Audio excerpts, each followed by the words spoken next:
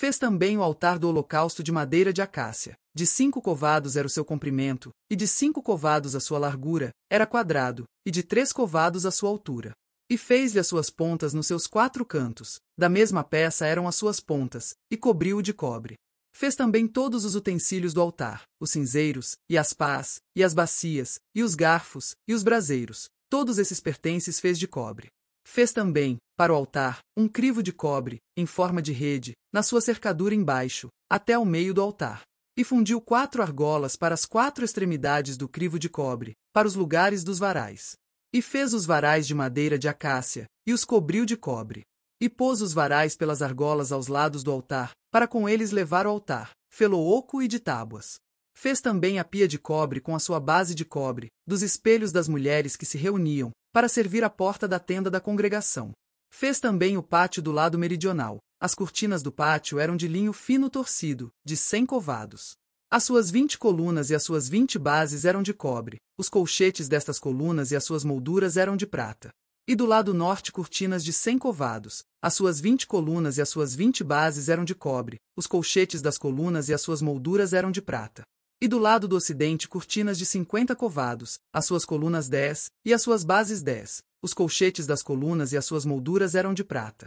E do lado leste, ao oriente, cortinas de 50 covados. As cortinas de um lado da porta eram de 15 covados, as suas colunas 3 e as suas bases 3. E do outro lado da porta do pátio, de ambos os lados, eram cortinas de 15 covados, as suas colunas 3 e as suas bases 3. Todas as cortinas do pátio ao redor eram de linho fino torcido. E as bases das colunas eram de cobre, os colchetes das colunas e as suas molduras eram de prata, e o revestimento dos seus capitéis era de prata, e todas as colunas do pátio eram cingidas de prata. E a cobertura da porta do pátio era de obra de bordador, de azul, e de púrpura, e de carmesim, e de linho fino torcido, e o comprimento era de 20 covados, e a altura, na largura, de 5 covados, conforme as cortinas do pátio. E as suas 4 colunas e as suas 4 bases eram de cobre, os seus colchetes de prata, e o revestimento dos seus capitéis, e as suas molduras, também de prata. E todas as estacas do tabernáculo e do pátio ao redor eram de cobre. Esta é a enumeração das coisas usadas no tabernáculo, o tabernáculo do testemunho, que por ordem de Moisés foram contadas para o ministério dos levitas, por intermédio de Itamar, filho de Arão, o sacerdote. Fez, pois, Bezalel, o filho de Uri, filho de Hur, da tribo de Judá, tudo quanto o Senhor tinha ordenado a Moisés. E com ele Aholiabe, filho de Aizamaque, da tribo de Dan, um mestre de obra, e engenhoso artífice, e bordador em azul, e em púrpura e em carmesim e em linho fino.